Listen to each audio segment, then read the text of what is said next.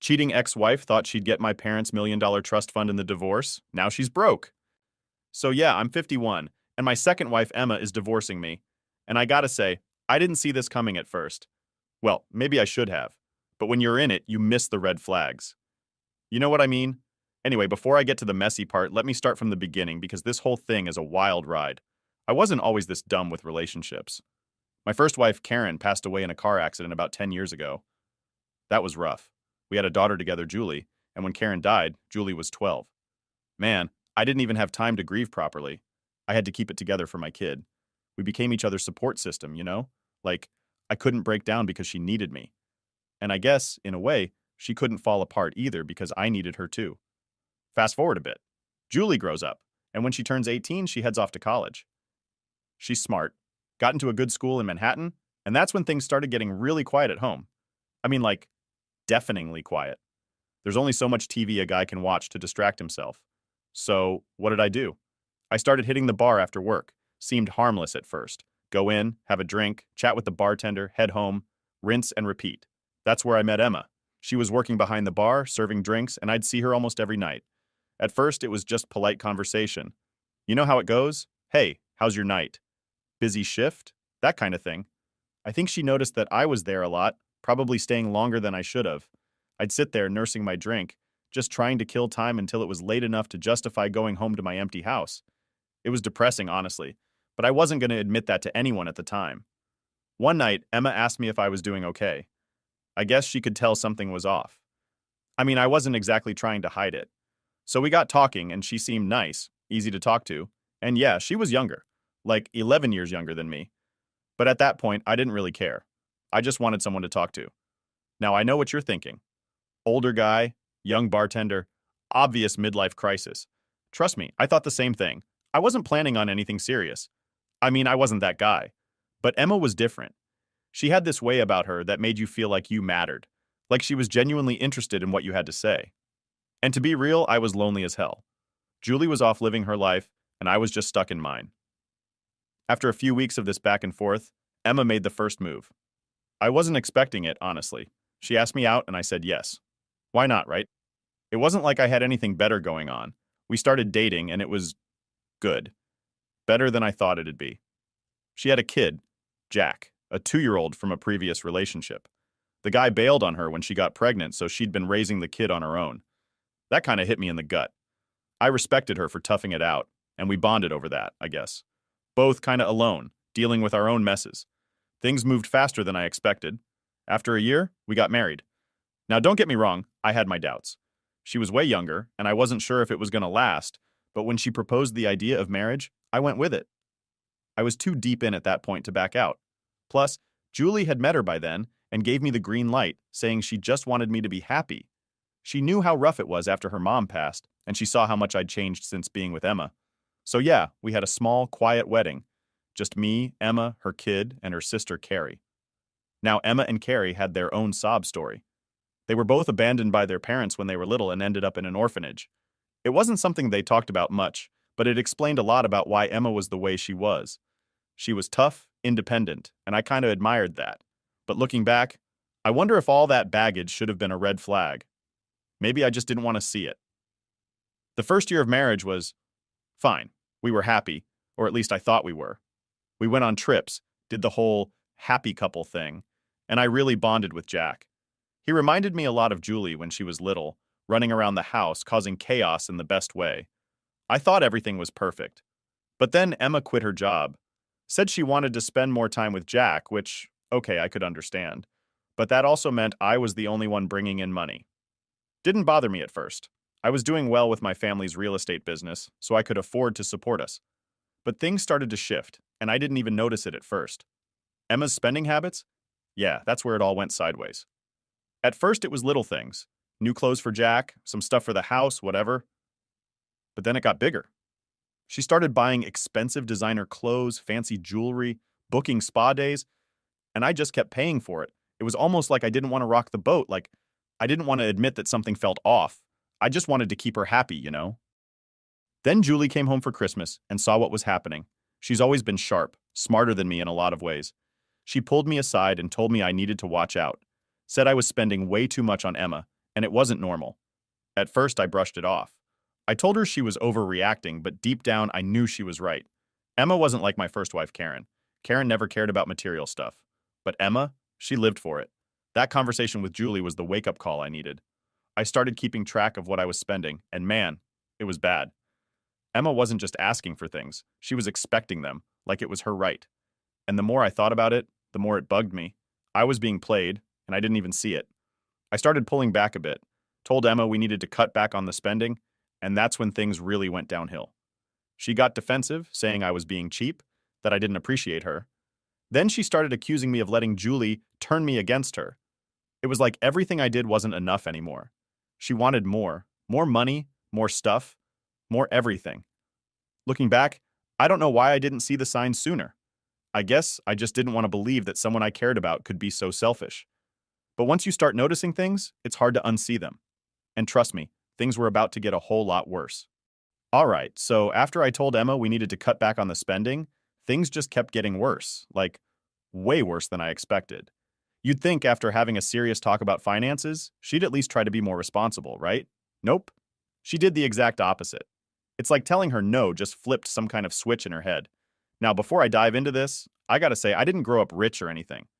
Yeah, my family's real estate business is doing well, but I wasn't raised to just throw money around. My dad was big on teaching me the value of a dollar, but with Emma, it felt like she saw me as an endless ATM. She didn't even try to hide it after that conversation. The moment I said we needed to cut back, she started acting entitled, like she deserved everything I could give her, and more. One of the first big red flags happened when I cut back on the joint account. I didn't stop putting money in, I just reduced it a bit. Still enough to cover the basics and give her some spending money. But apparently that wasn't good enough for her. She came at me like I'd insulted her entire existence. She said, "What? Am I not worth it anymore? You think I'm some charity case now?" I just looked at her like, "What are you even talking about?" It wasn't just about the money, though. It was how she started treating me. There was this shift.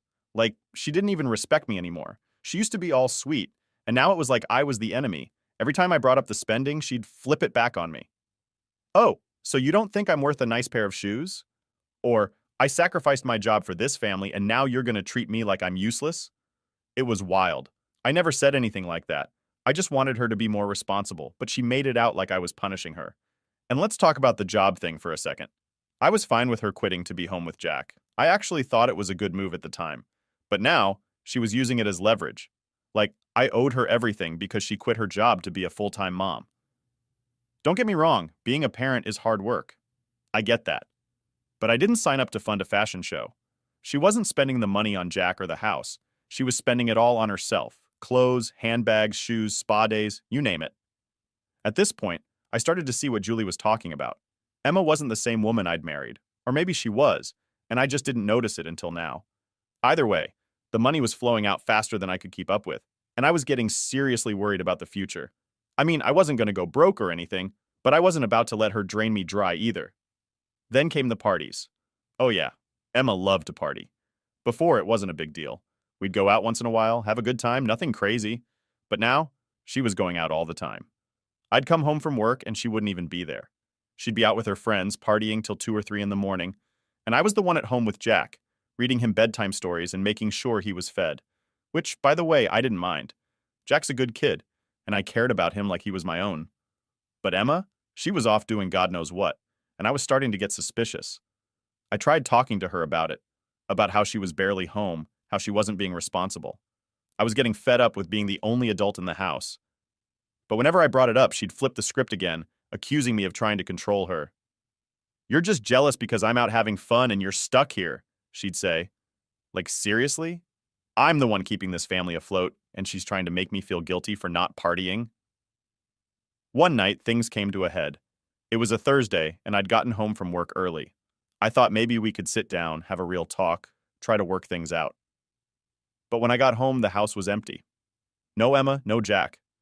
At first, I thought maybe they were out at the park or something. But as the hours ticked by, I realized Emma was out again. I texted her, no response. I called, straight to voicemail. She didn't come home until 3 a.m. When she finally stumbled in, reeking of alcohol, I was waiting for her. I asked her where she'd been, and she just shrugged, saying, "Out with friends. What's it to you?" That's when I lost it. I told her this wasn't working, that she needed to get her act together, or we were done. I wasn't going to keep funding her lifestyle while she partied every night and left me to raise her son. And you know what she said? She laughed. She actually laughed in my face and said, "You can't do anything about it. You need me more than I need you." That hit me like a brick. Like, who does she think she is? After that, I started pulling back even more. I stopped giving her money directly, only paying for the essentials: food, bills, Jack's school stuff. I thought maybe she'd get the message, but nope. She doubled down, started using my credit card without asking. I had to cancel it just to stop her. And when she realized I wasn't giving in, she started getting nasty. I'll never forget the look on her face when I told her I canceled the card. It wasn't anger. It was like I'd broken some unspoken rule between us. She couldn't believe I'd cut her off like that. And that's when she started threatening me. She told me I was making a huge mistake, that I was pushing her to do something drastic. I asked her what she meant, but she just gave me this cold smile and said, "You'll find out soon enough." I should have known then what was coming, but I was still trying to save the marriage. Still trying to fix what was already broken, but looking back, I realized there was nothing to fix. Emma wasn't interested in saving anything. She was only interested in what she could get from me. It all came to a head a couple of weeks later when I came home early again. And this time, I caught her in the act. Alright, so let me get straight to the point. This is where everything hit the fan. It's funny how you always think you'll notice something big coming, like some huge red warning sign, but man, when it happens, it catches you completely off guard. Well, not completely. I guess I knew deep down that something was going to happen with Emma, but I didn't think it'd go this far. So, here's what went down. I'd been noticing for a while that Emma was getting more distant. Like, not just emotionally, but physically. She was gone more and more, and even when she was around, it was like I didn't exist. I started to get suspicious, but I kept telling myself not to jump to conclusions. I figured maybe she was just going through a phase, or maybe she was mad about me cutting her off from the spending spree she was on. But what happened next? Yeah, no one's going to convince me I didn't have a right to be suspicious. It was a Wednesday, middle of the week. I was supposed to be at the office all day, but one of my meetings got canceled. So I figured I'd take the chance to head home early, surprise her, maybe talk things out like adults. I knew things were rough between us, but I still wanted to believe we could fix it. Like, maybe we could sit down and have a real conversation, put everything on the table. I pulled into the driveway and everything seemed normal. Her car was there, which I thought was a good sign. Maybe she wasn't out partying like usual. Maybe she was home with Jack, and we could just have a quiet evening for once. I walked inside, and right away, something felt off. The house was too quiet. No cartoons playing, no toys scattered around the living room like usual. It was weird. I called out for Emma, and no answer. I walked through the house, checking the kitchen, the backyard. Nothing. It wasn't until I got to the bedroom that I realized exactly what was going on. The door was slightly cracked, and I could hear voices. 2 voices. My heart dropped right into my stomach. I knew instantly what was happening, but my brain couldn't really process it, you know? Like, part of me wanted to just turn around, walk back out the door, and pretend I hadn't heard anything, but I couldn't. I had to know. So I pushed the door open, and there they were. Emma, in our bed, with some guy I'd never seen before in my life. They didn't even hear me at first. It was like I wasn't even there. But then when the guy finally noticed me standing in the doorway, he jumped up, scrambling to put his clothes on. Emma? She didn't even look surprised. She just sat there, completely calm, like she was expecting this moment to happen sooner or later. Now, you'd think I would have lost it, right? Like, that's the normal reaction when you catch your wife cheating on you. But I just stood there, staring at her, trying to wrap my head around what I was seeing. I felt nothing. No anger, no sadness, just nothing. The guy bolted out of the room, mumbling something about being sorry or whatever. I didn't even look at him. My eyes were glued to Emma, waiting for her to say something. When she finally spoke, it wasn't an apology. It wasn't even an explanation. She just said, "Well, now you know." Like, that was it. Like I'd just caught her eating the last cookie from the jar or something. I couldn't believe it. I asked her if she'd been cheating the whole time, and she just shrugged. A shrug. I don't know what I was expecting. Maybe some kind of dramatic scene, some big reveal, but all I got was indifference. I didn't yell. I didn't scream. I just stood there for what felt like forever, letting the reality of the situation sink in. Finally, I just told her to leave. That's it. I told her to get her stuff and go. And you know what? She didn't even argue. She didn't try to explain or beg me to forgive her. She just got up, started packing a bag like it was the most normal thing in the world. I sat on the edge of the bed while she packed, staring at the floor, wondering how the hell I'd ended up here. I mean, I wasn't perfect, but I sure as hell didn't deserve this. She took some clothes, her laptop, a few personal things, and then she was gone. No goodbye, no, I'm sorry, nothing. Just walked out like it was no big deal. I didn't sleep that night. I just laid there, staring at the ceiling, going over every moment of our relationship in my head, trying to figure out where it all went wrong. How did I not see it? Was I just blind the whole time? Or did I ignore the signs because I didn't want to believe them? I don't know. The next day I thought maybe she'd come back. Maybe she'd realize what she'd done and try to fix it. But she didn't. Instead, she served me divorce papers a week later.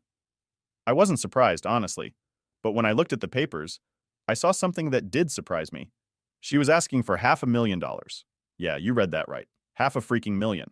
She figured she'd hit the jackpot by marrying me, and now she was cashing in. She must have overheard me talking about my family's trust fund at some point, and assumed that I had access to all that money. But what she didn't know? The trust fund wasn't mine. It was set up for Julie after my first wife died. Emma had no legal claim to it. When I saw the number, I couldn't help but laugh. Like, seriously? After everything? She thought she was just going to walk away with a payday? I had to give her credit. She really thought she was about to pull one over on me. But I wasn't about to let that happen. I called my lawyer the next day and filled him in on everything. He told me to hold off on responding to the papers until he had a chance to look them over. And let me tell you, I was more than ready to fight this in court. There was no way in hell she was getting a dime from me, especially after what she did. It's funny, though. After she left, the house felt just as empty as it did before I met her. Maybe even more so, but instead of feeling lonely, I felt relieved. Like a huge weight had been lifted off my shoulders. Sure, I had a legal battle ahead of me, but at least I didn't have to deal with her anymore. And that's when I realized something. I didn't lose anything that day. She did. She lost the life I gave her, the stability, the support. And all for what? Some guy she barely knew? A quick escape? Who knows? But what I did know was that I wasn't going to let her get away with screwing me over financially. Not a chance. Update 1. Alright, so after Emma walked out and dropped the divorce papers on me, things didn't exactly slow down. If anything, they got messier. I mean, the cheating was bad, but the divorce? That's where she really showed her true colors. If I thought catching her in bed with another guy was the low point, I had no idea what she had up her sleeve next. So I took those divorce papers straight to my lawyer, Tim. Tim's a good guy. Straightforward, no nonsense. I needed someone who could handle this without dragging it out forever, and Tim was perfect for that. When I handed him the papers, I remember him raising an eyebrow at the $500,000 demand. He looked at me like, "Is she serious?" And I just shrugged. I mean, what could I say? Emma clearly thought she hit the jackpot with me. Tim flipped through the pages, making notes and mumbling to himself. After a few minutes, he looked up and said, "All right, here's what we're going to do. First off, she's not getting that trust fund money.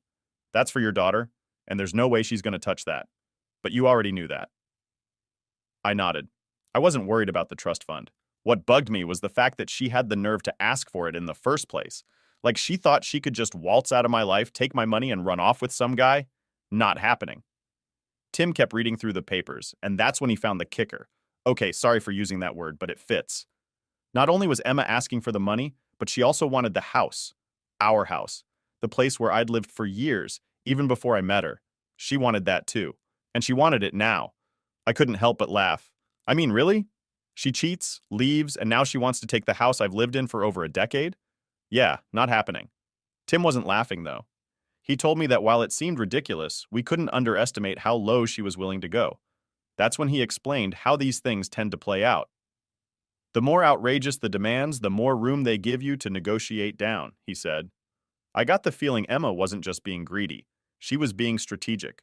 This was her game, and I was starting to realize just how good she was at it. The next couple of weeks were a whirlwind of meetings with Tim, gathering documents, and preparing for the first court hearing.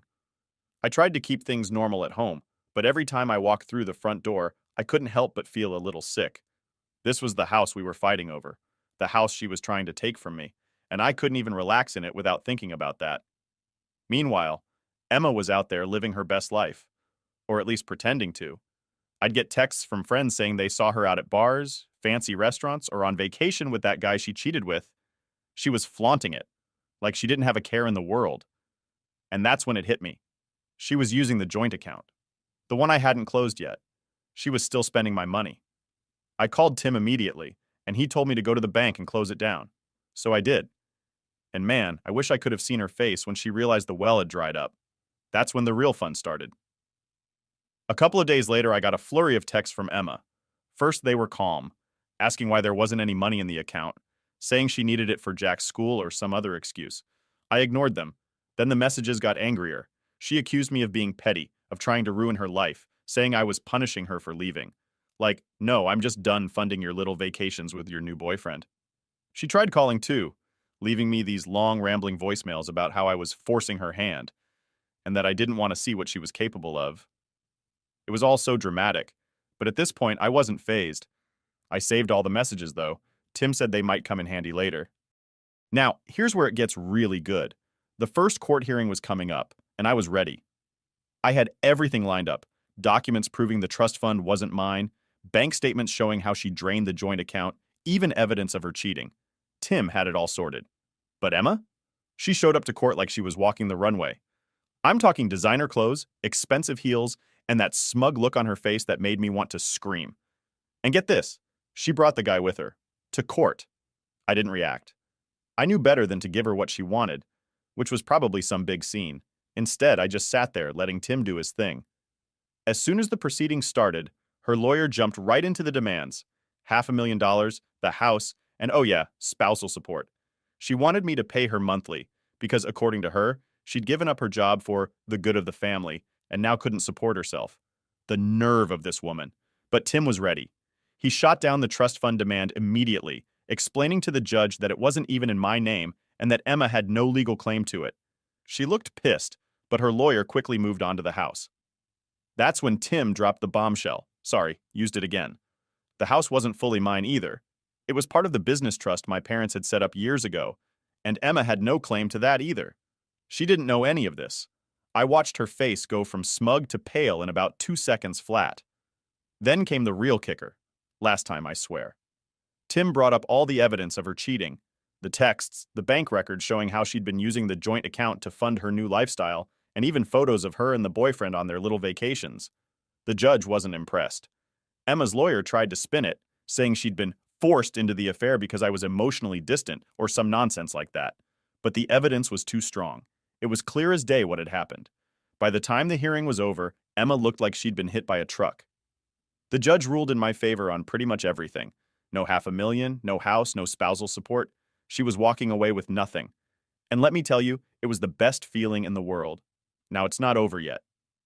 We've still got a couple more hearings to finalize everything, but at this point I'm not worried. I've got Tim in my corner, and Emma's lost her upper hand. She thought she could play me, but in the end, it looks like she played herself. But hey, there's still more to come. I'll keep you guys posted. Update 2. After the court hearing where Emma got slapped with reality, you'd think she'd back off, right? Like, surely she'd realize that she wasn't going to win and just take the loss gracefully. But nah, that's not how Emma operates. She doubled down, trying to pull one last stunt before the final nail in the coffin. After that first court hearing, I thought things were finally wrapping up. Tim did his thing, shot down all her demands, and I was feeling pretty good about how it all went down. Emma, on the other hand, was not taking it well. I hadn't heard from her since the hearing, which was fine by me. She was out of the house, out of my life, and I was just waiting for the final divorce settlement to come through. But then, about a week later, I got a knock on my door. It was Emma, and let me tell you, I was not ready for that.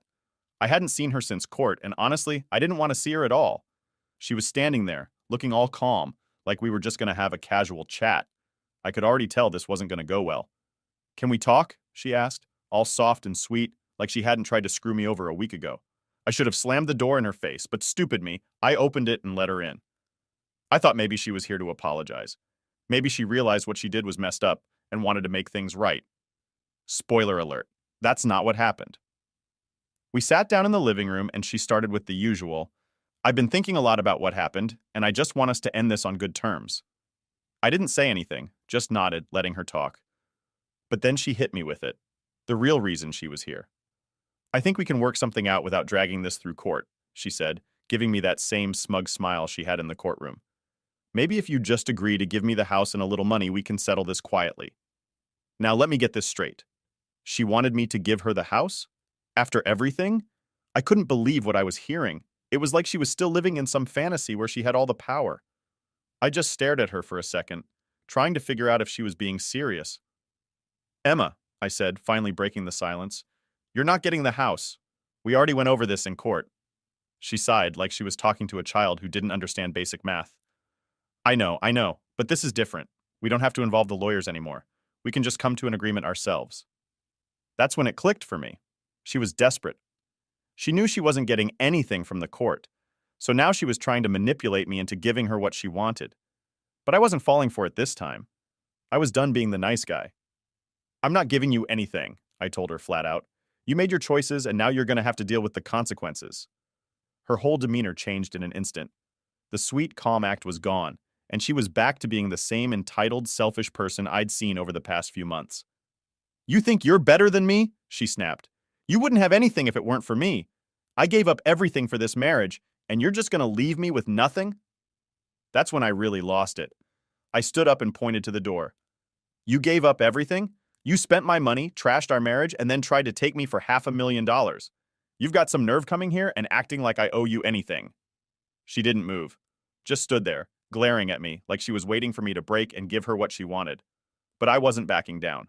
I was done being manipulated. Finally, after what felt like an eternity, she stormed out of the house, slamming the door behind her. I sat back down, feeling like I'd just dodged a bullet. But I knew that wasn't the last I'd hear from her.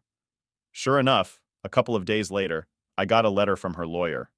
Emma was trying to drag me back to court, this time demanding spousal support again, claiming she couldn't support herself because she gave up her career for our marriage. It was the same old story she'd been pushing from the start, but now she was really reaching. She even threw in some nonsense about emotional abuse, trying to paint me as the bad guy. But here's the thing. Tim was ready. He'd seen this kind of thing before, and he wasn't about to let her pull anything sneaky. We gathered all the evidence we had, the joint account records, the texts and voicemails where she was threatening me, even some photos she'd posted online of her partying it up with her new guy while still living off my money. By the time we got back to court, Emma didn't stand a chance. The judge wasn't having any of her excuses, especially when Tim laid out the full story. He brought up how she'd been living the high life while claiming she was struggling, and how she'd tried to milk me for money even after she cheated and left. The judge ruled in my favor again. No spousal support, no house, no money. Emma was officially walking away with nothing. And this time, it was for real. When the final ruling came through, I couldn't help but feel a little bad for Jack. He didn't ask for any of this, and he was just a kid caught in the middle. But I knew I couldn't keep supporting him forever. Emma was his mom, and she was going to have to figure things out for herself now. I wasn't going to be her safety net anymore. After everything was finalized, I took a few days off work to process it all. It was weird. This huge weight had been lifted off my shoulders, but at the same time, I couldn't help but think about how close I came to losing everything. Emma thought she could walk all over me, but in the end, she played herself. So yeah, that's where it all ended. I'm free now, and I'm never getting myself into a situation like that again. Marriage? No thanks. I'll stick to being single for a while, maybe forever. Thanks to everyone who followed along with this whole mess. Your support kept me going, and if there's one thing I've learned, it's that you should always trust your gut. If something feels off, it probably is. And don't let anyone take advantage of you just because you want to believe the best in them. Sometimes people show you who they really are, and you've just got to believe them. Anyway, that's it from me. Time to move on and leave this mess in the past. Let me know how that works for you. If you need any more changes or ideas, feel free to ask.